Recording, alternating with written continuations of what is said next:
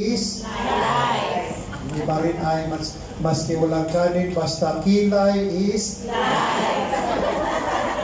Okay, so Jesus is the bread of life. Parang sinabi niya, pag walang tinapay, hindi tayo mabubuhay. Pag walang si Kristo, hindi tayo mabubuhay. Ibig sabihin, si Kristo ang buhay natin. That's why in the Gospel of John, away from me, you can do nothing. At saan natin matagpuan at matanggap natin ang tinapay ng buhay?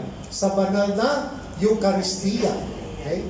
Sa banal na Eucharistia, o the Last Supper, di ba? Kinuha ng Panginoon yung kanyang tinapay, sabi niya, ito ang aking katawan. Hindi sinabi niya, ito ay simbolo. Sinabi niya mismo, ito ang aking katawan, ang aking dugo.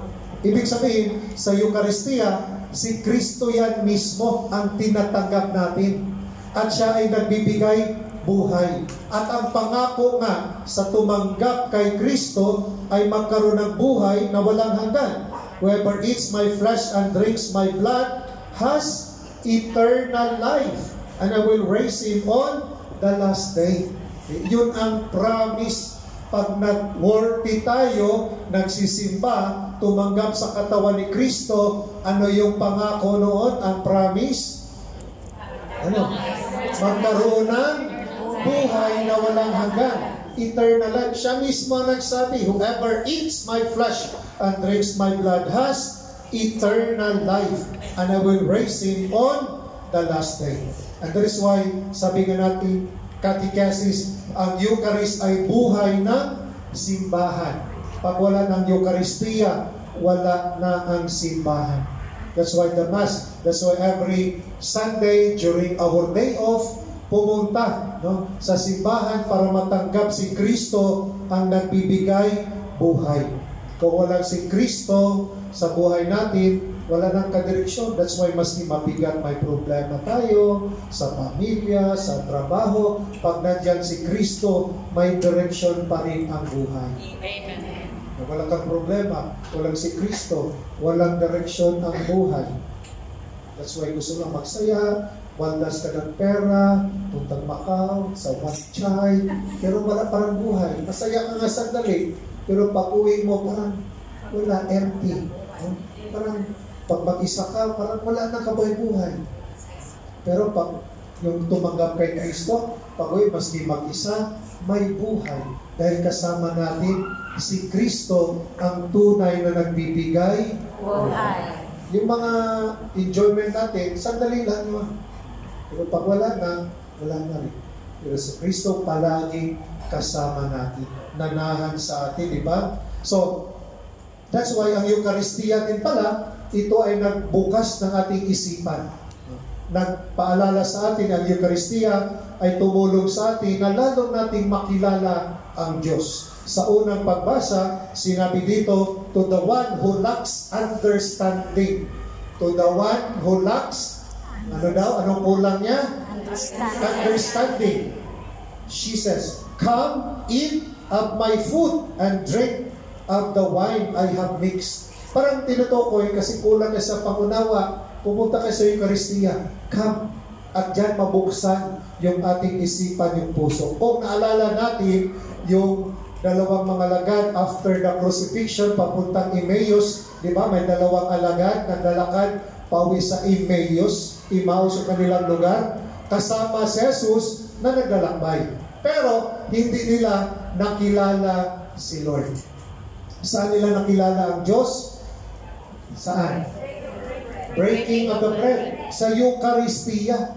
Ibig sabihin sa Eucharistia, makilala natin si Lord. Pag tunay tayo, i-focus ang banal na misa, puso natin sa misa, makilala natin si Lord. The Mass has many parts, maganda po. Pero pag hindi natin alam ang banal na misa, boring.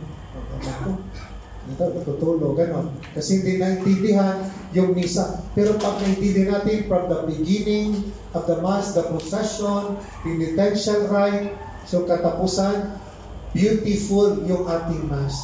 Kasi pag hindi kasi natin alam, parang walang interest. Pero pag alam natin, nandun yung interest natin. That's why the Eucharist, ito po ay magbukas sa atin, no? Yung ating puso, yung isipan. The Lord is journeying with us sa banal na misa. Siya yung ang tinapay na nagbibigay buhay. That's why pag sa misa tayo, no, dapat isurrender din ang isip natin, yung puso natin. Hindi lang tayo sa Mass, pero may inisip ka. Tagal naman ito, NSS natin. Tapos, palagi nag-vibrate yung phone mo. Siya na yun. So, hindi ka na nakafocus doon. Pag nandito ka sa Mass, isurrender mo kay Lord. Kasi walang grasya na matanggap natin pag hindi mo isurrender ang buhay mo kay Lord. It is only in surrendering our life that we encounter the grace, we receive the grace of God. That's why dito nga sa mga participants, yung life in the Spirit, it is now parang isurrender mo ng buhay mo. Parang si Lord na ngayon ang mag-take over sa buhay mo. Pag si Lord na ang mag-take over sa buhay mo, lahat magagawa. Si Lord na. Sabi nga, for God, everything is possible. Pag si Lord na ang kasama natin. That is why, in this Life in the Spirit seminar, hindi to accident lang. May purpose, ito ay plano ng Diyos sa buhay mo. Hindi lang to because in-invite ka sa mga taga-sowers dahil sila'y nagpautang sa inyo. Hindi yan. Purpose ni Lord yan. Nandito kayo kasi gusto ni Lord na makilala siya. Maganda sa ating paglalakbay, may kasama tayo. Diba? So, maganda si Lord, makilala natin. Okay? So, sabi din dito, that the Eucharist lead us to wisdom. No? Sabi ng unang pagbasa, and even the second reading. Therefore, do not continue in ignorance, but try to understand what is the will of the Lord. Ano bang kalooban ng Lord sa buhay mo? May purpose ka dito sa mundo. Hindi ka lang nandito sa mundo para magtrabaho, supportang pamilya. May purpose tayong lahat. And what is God's will? Pag nakita ni Lord ang kalooban ng Diyos sa buhay mo, ito yung magdala sa atin ng ating kabanalan. Pag hindi natin alam, parang wala tayong direksyon. Punta doon, dito, lipat ang ibang simbahan. Kung wala nang magpautang doon, lipat naman. Okay, so, and that is why we have to remain the true church. Dahil ang tunay ng simbahan, ito yung nagbibigay buhay. Anong sinabi dito? For my flesh is true food. Ano na yung flesh niya? At yung my blood is true drink. Ano na yung blood niya? True. Tunay. Totoo. At saan natin matagpuan yung true food, true drink? Sa simbahan ni Kristo, sa simbahan na tinatag ng Panginoon. Okay? That's why sa misa, siya, buhay siya. True, tunay na pagkain. Diba? Pag tunay na pagkain, itong magbibigay buhay. May maraming hindi tunay na pagkain. Diba? Hindi nabigay ng sustansya yun. Pero ang tunay na pagkain, nagbibigay buhay. At sa natin makita ang tunay na pagkain sa tunay na simbahan. Ito nga ang tinatag. That's why sa atin, Catholic, talagang buhay. Si Lord yan, hindi simbolo. Well, in other communities, para sa kanila, simbolo lang yung ibang sekta, simbolo. Hindi yan totoo, simbolo lang. Kasi isa lang yung Last Supper. No? Wala na. Pero siya sabi niya, this my true food and true drink. Tunay na pagkain. So, sa Eucharistia, tinanggap natin, sinong tinanggap natin sa misa? Si Kristo. Ito'y nagbibigay buhay. Ngayon, binigyan ka ng buhay, may mission din tayo. Dahil sabi ng Panginoon, for my flesh is the life of the world. So tayo pala tumanggap ng Eucharistia ay magbigay buhay sa mundo. That's why ang misa ay hindi natatapos dito. Matatapos ang misa kung ikaw ay magbibigay buhay.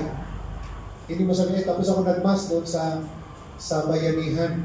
Pero continue ka pa, naninira, sinisira mo yung kapwa. Hindi natatapos ang misa. Matatapos ang mas pag ikaw ay nagbibigay buhay. Sabi nga dito, I will give my flesh for the life of the world. Sabi niya, tayo ay naging katawan ni Kristo.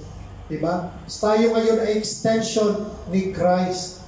Tulad ni Kristo, nagbibigay buhay. Tinanggap natin sa banal na misa, si Kristo nagbibigay buhay sa atin.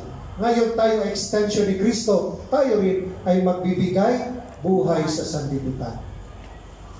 Tingnan mo ngayon katabi mo, extension ba yan ni Christ? Extension ba? Yung kilay extension ba?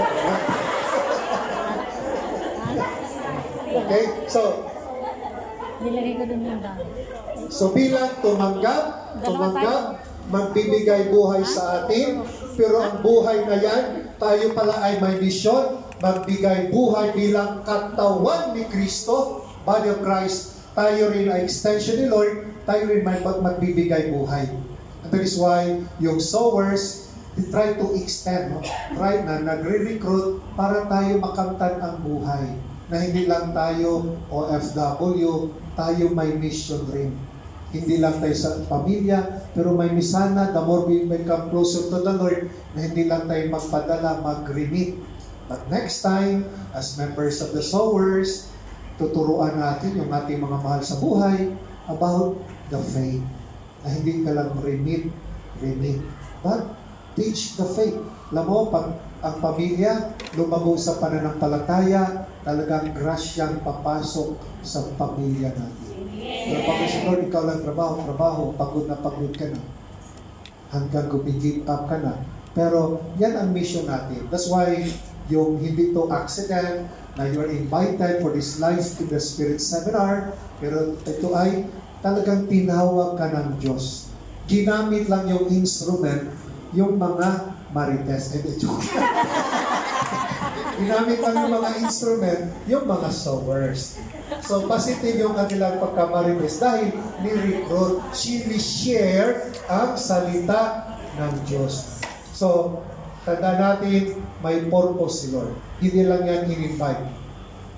The Lord used people to bring us closer to Him.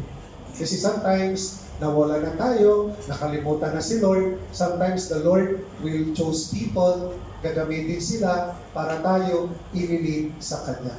So, in our readings today, the Lord reminds us na siya ang tinapay na nagbibigay buhay.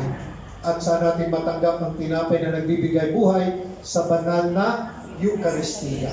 Sa pagtanggap natin, may buhay. At tayo rin, bilang katawan ni Kristo, extension ni Kristo, ay magbibigay buhay din sa sanlibutan. Amen.